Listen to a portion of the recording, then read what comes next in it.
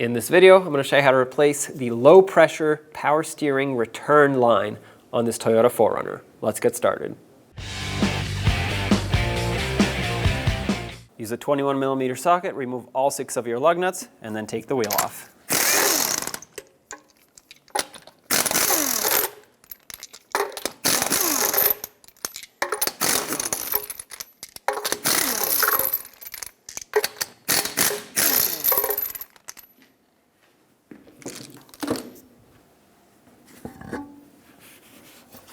Now with the wheel off, I'm going to remove this outer tie rod. You may not have to, but in my opinion, it will make things a lot easier because we'll have clear access through here. So take a wrench. I believe this is a 27mm, but I don't have an actual wrench that's that big, so I'm using an adjustable. And you want to break this free. A lot of times it'll be seized on here, so you may have to use some heat. But once that's broken free, move to the cotter pin, remove it.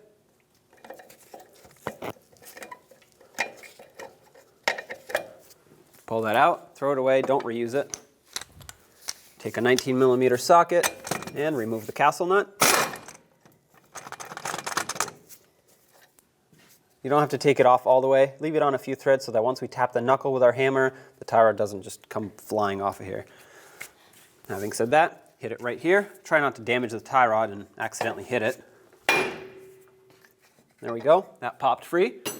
Remove the rest of the nut, remove the nut the rest of the way, pull this down, and now take the tie rod out, but count the amount of turns that it takes to remove it because you want to put it back the same amount. You will need an alignment after this, but this will at least get you close.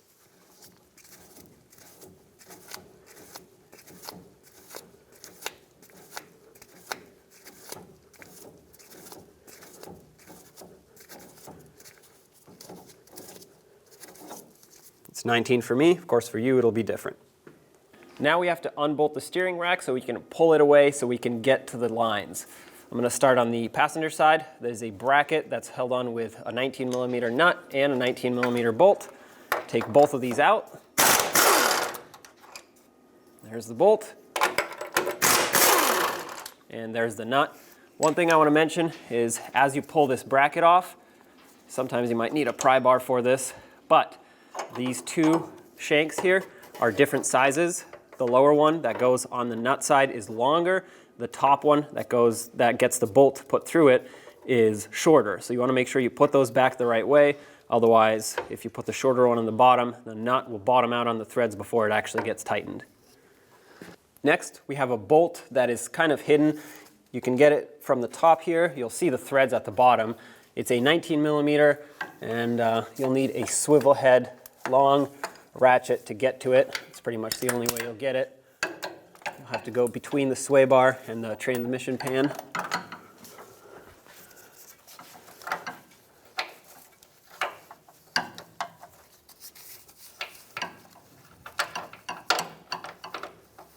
There we go.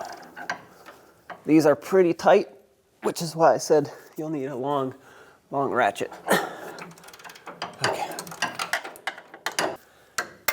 And once you have it broken free, sometimes you can switch to a shorter ratchet.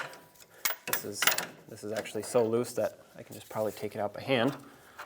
Yeah.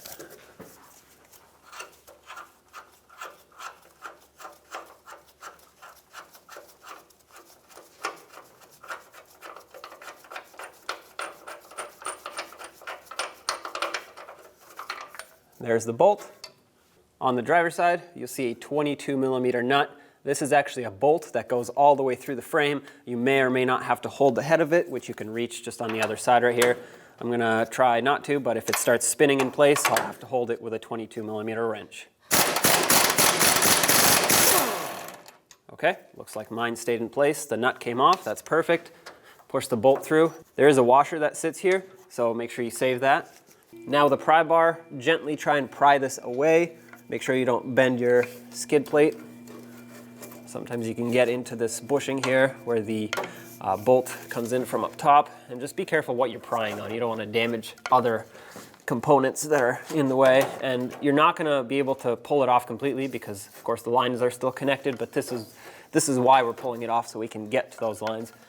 As you can see, they're pretty jammed in there. So at this point, you can pull the steering rack back.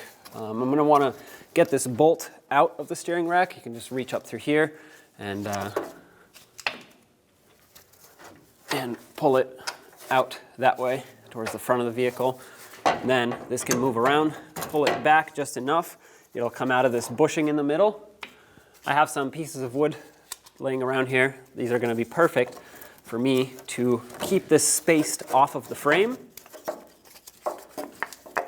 I'm going to put them in here and just stack them.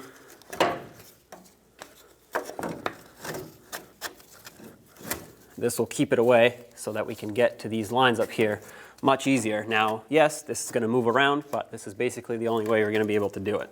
Let's start with the top line. I recommend using a flare nut wrench because it grabs onto one extra side than an open-ended, and you're less likely to strip out the fitting. This is a 17 millimeter flare nut. Try to break it free.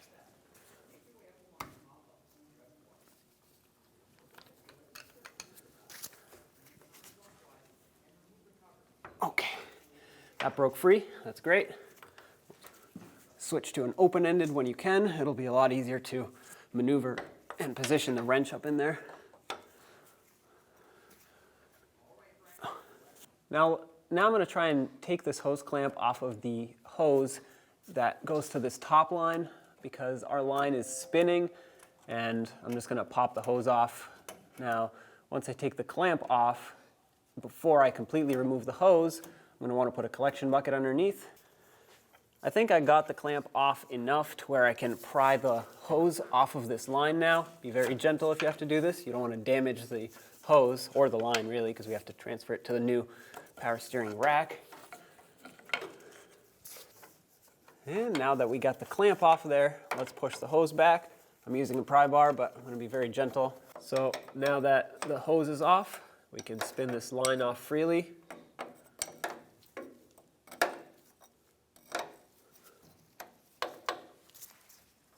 Okay, now I can spin it by hand.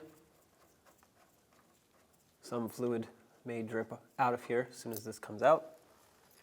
There it is.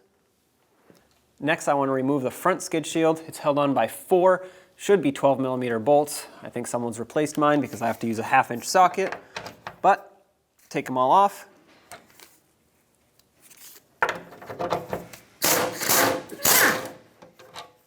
The 2 rear ones are going to be a little bit longer, so just keep that in mind for when you reinstall. And 2 at the front. These 2 are going to be way shorter. When you take this last one out, it's not going to fall down. It has a few hooks that it sits on, so you don't have to hold it.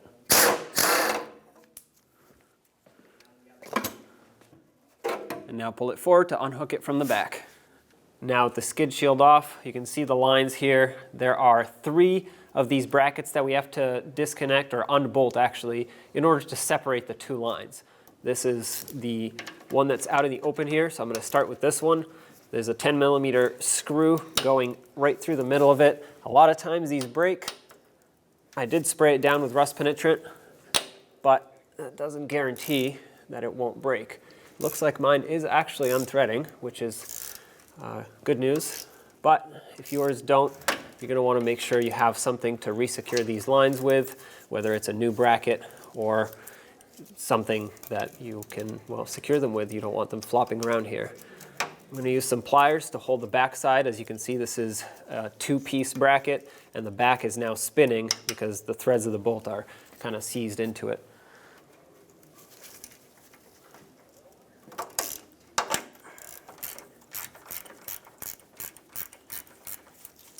All right, take the screw out, or yeah, take this out. Now you can push this one up a little bit. It's still bolted onto the frame, but if you just move it out of the way a little bit, you'll have space. Take the rubber grommets off, and the other piece will most likely fall off. If you follow the lines towards the driver's side, you'll see that on the frame, there's another bracket that looks the same with a 10 millimeter bolt or screw actually going right through it. So let's do the same thing. Unscrew that and loosen up the bracket.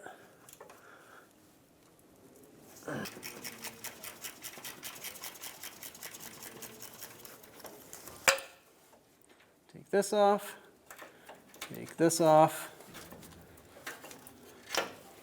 Okay, this is the line. Is it? Yeah. This is the line that we're after. And now follow it to the passenger side, right on the frame rail here. You'll see the bracket for the low pressure line. Remove the bolt, break it free.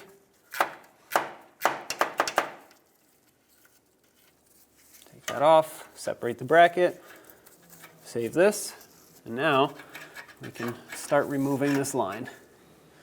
And now up by the power steering reservoir, this right here is going to be the hose that we're after, the return hose. It just has a hose clamp.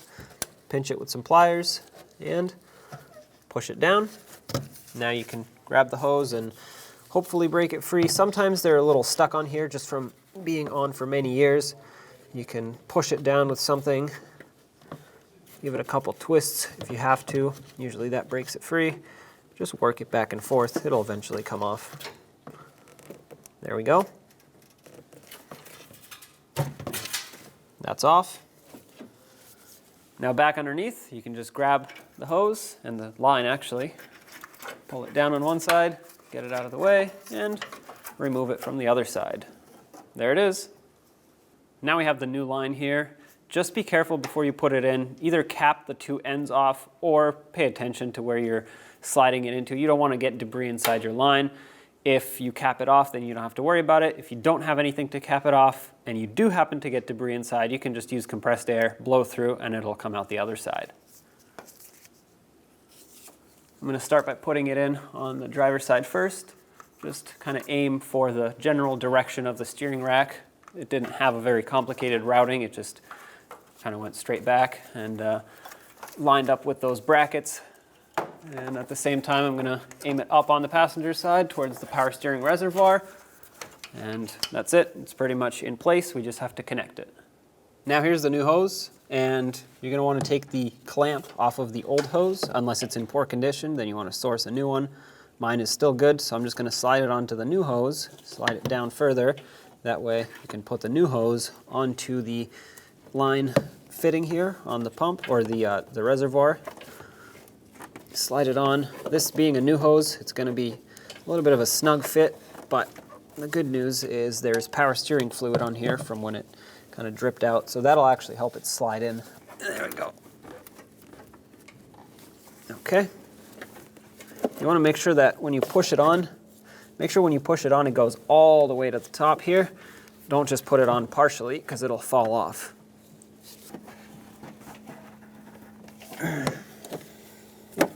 There we go. That's bottomed out all the way to where the old one was. Now grab the clamp, slide it up. And when you put the clamp on, you want to make sure it sits halfway between the top of the hose and the bottom of the fitting. If it's too close to either end, it could fall off.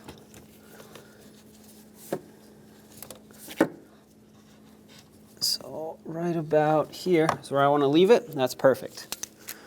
Let's put this bracket on, line it up the best you can. And I'm reusing the original hardware because it's not completely rotted. It has some surface rust, but it's still reusable. If yours is in very poor condition, definitely replace it.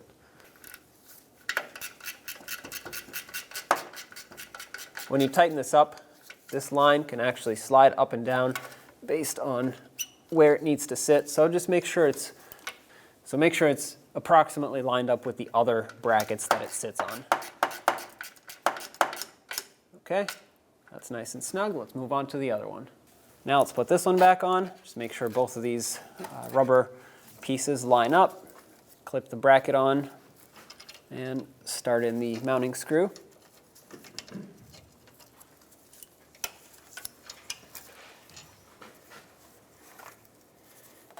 This one will be a little tricky to get started just because the bracket's going to want to come off of here as you hold it, but there we go, I got it started. Tighten this up. Last bracket, which is the one on the driver's side frame. Try to get these lines to line up. The low pressure return line goes on the top there. Get these rubber bushings lined up, and then the pressure line goes on the bottom.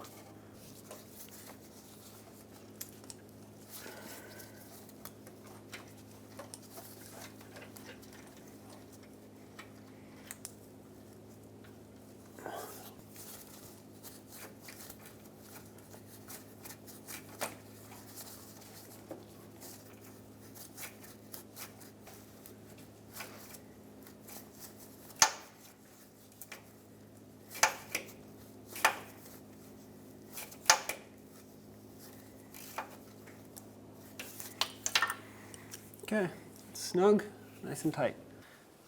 When we put this front shield on, you'll see this little hook on the rear shield. It slides into this slot on the front shield. So line that up.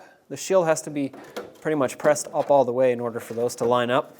And then once you line that one up, you should be able to press it back enough to line up the front hooks, which is going to be a little tricky. There we go. Give it a little push and they'll pop into place. Now this is somewhat secured. The two shorter bolts went in the front. I'm just going to start these by hand, then I'll come back and tighten them up.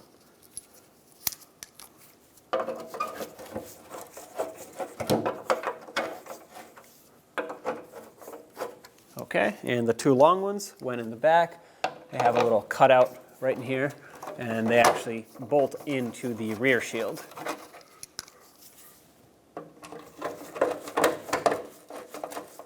Okay, let's snug these up.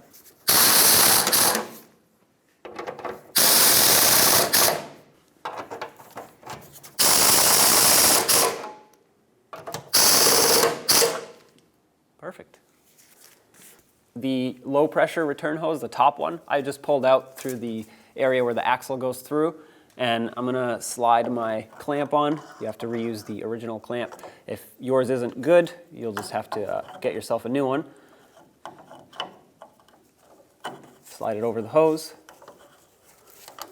Oh, there we go. Make sure it's far back enough to where you can slide the fitting on. The way I'm gonna do it is I'm gonna slide the fitting on and then thread it onto the power steering rack.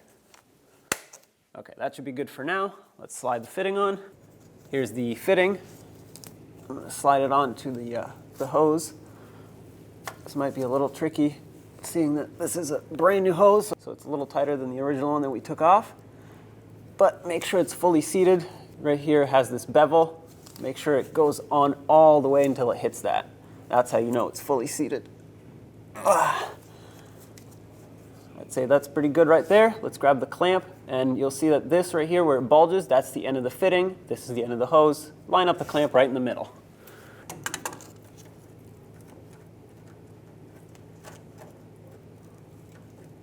Open. There we go. Right there. Perfect. Again, if your clamp is weak or damaged, replace it. Bend the hose and put it back in here. Try not to get any debris in it. And now it should come out this side, and it'll reach the power steering rack perfectly. Although I do have to push it in a little more. There we go. Slide it into its fitting at the top here, and try to line up the threads. This might be a little tricky and challenging because they have to line up perfectly, but with enough trial and error, it'll start.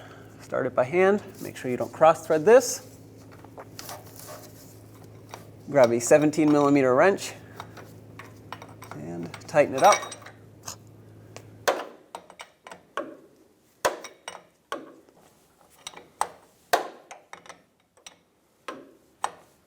Okay, that's bottomed out right there.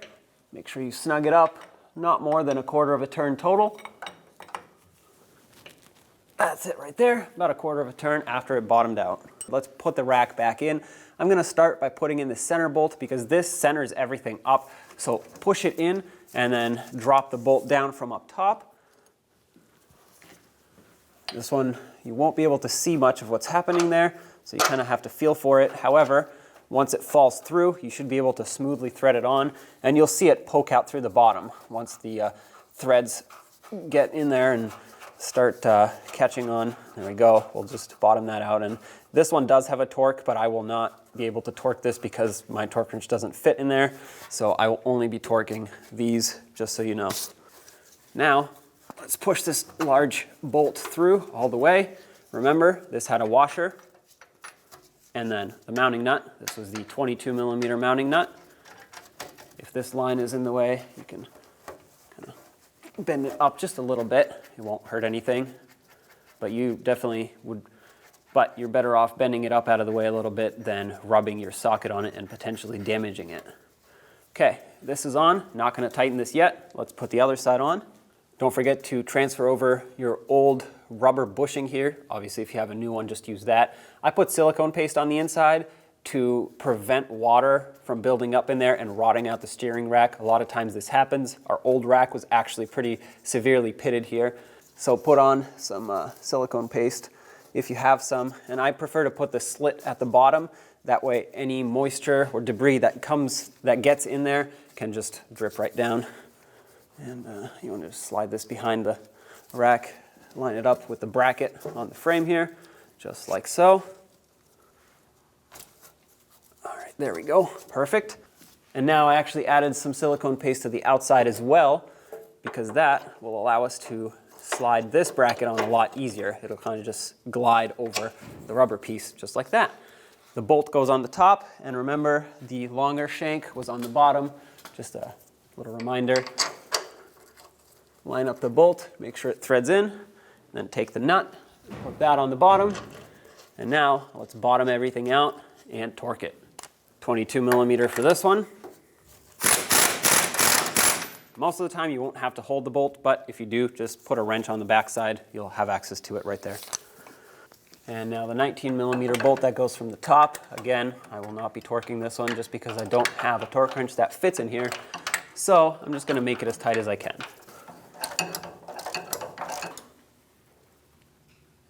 I'd say that's pretty tight right there. I had some good leverage with this ratchet, so that's done. 96 foot-pounds is the torque for this large through bolt here. Okay, looks like mine is spinning on the backside, so I'll have to put a wrench on it. I'm holding the bolt from the backside.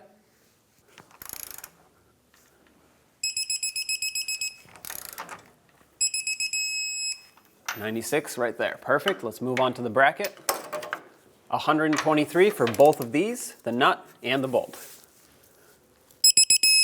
That's one. No extension needed for that top one.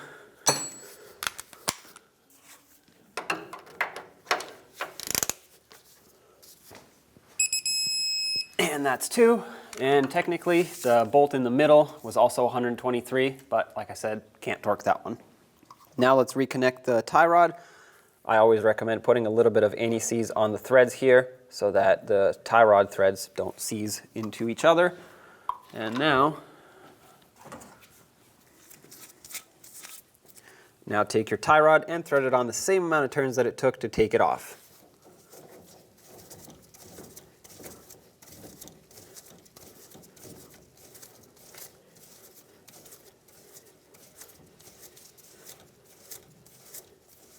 That's 19 for me, that's how many I had, but of course for you it's going to be different. Get the jam nut close, don't tighten it yet. Let's put the tie rod into the knuckle. Grab the tie rod stud and slide it through the knuckle. Move the knuckle around if needed to line this up.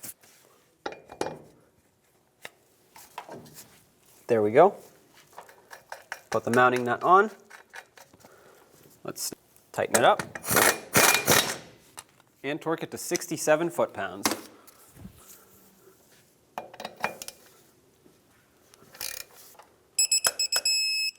That's 67 right there. However, what you need to do is line up the slot in the castle nut with the hole for the cotter pin. It looks like mine actually lines up, so I'm just going to slide a new cotter pin through. Never reuse your old ones.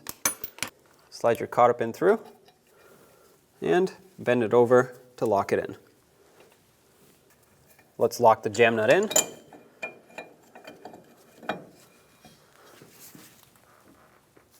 That's it right there, just make it snug, and then I like to actually bring this back so that the end of the tie rod is not sitting at a severe angle, it's parallel with the knuckle. Let's put the wheel on, put on all 6 of your lug nuts, bottom them out, and torque them to 76 foot-pounds.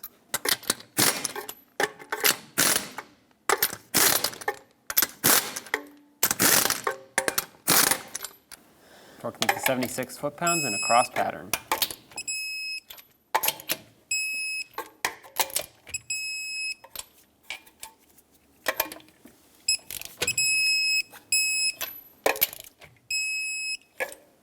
Now it's time to fill the system. This is your power steering reservoir on the passenger side of the engine, right by the radiator. Take the cap off. You'll notice that right on the cap it says to use Dexron type automatic transmission fluid. Do not use power steering fluid for this. If you absolutely have to, you can, but flush it out later. This being a steel reservoir, it's a little bit difficult to see, so I'm just going to look from the top and fill it almost to the top, but not all the way, because otherwise it will spill as we bleed it. I'm going to use a funnel, that way I avoid making a mess. The system is not going to take a whole lot. I would be surprised if it takes more than a whole quart to fill up, so just keep that in mind.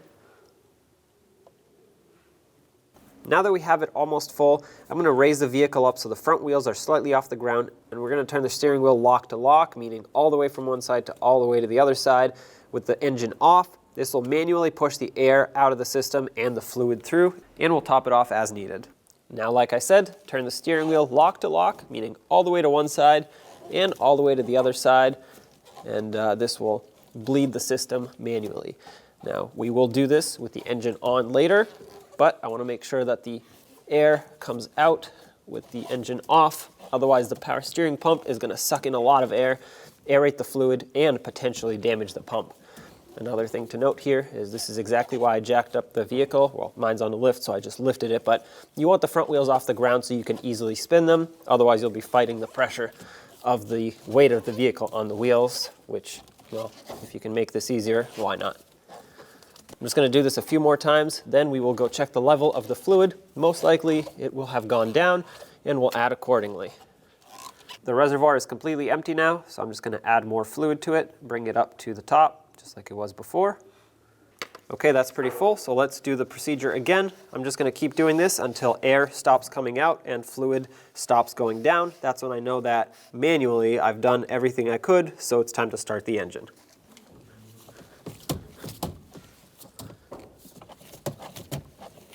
Now that it's bled manually, top it off if it isn't already, and turn on the engine and do the same exact thing. Just keep turning the steering wheel left and right all the way until air bubbles stop coming out. Then, once it's time to cap it off because you're done, this is also your dipstick to check the level. On one side, it'll say hot. That's where it will be when the fluid is hot. It does expand a little bit. And on the other side, it's a cold fill. You can use either of them, but most likely if you already ran it, it'll be on the hot side. Make sure the fluid level is between the two ends of these marks. If it is, that's perfect. If it's too high, just take some out. If it's too low, well, add some. At that point, once you have it filled perfectly, cap it off, take it for a road test. When only the best will do, demand TRQ. The only company that lets you view before you do. TRQ is committed to offering the highest quality aftermarket auto parts that are engineered for peace of mind. Thanks for using and viewing with TRQ.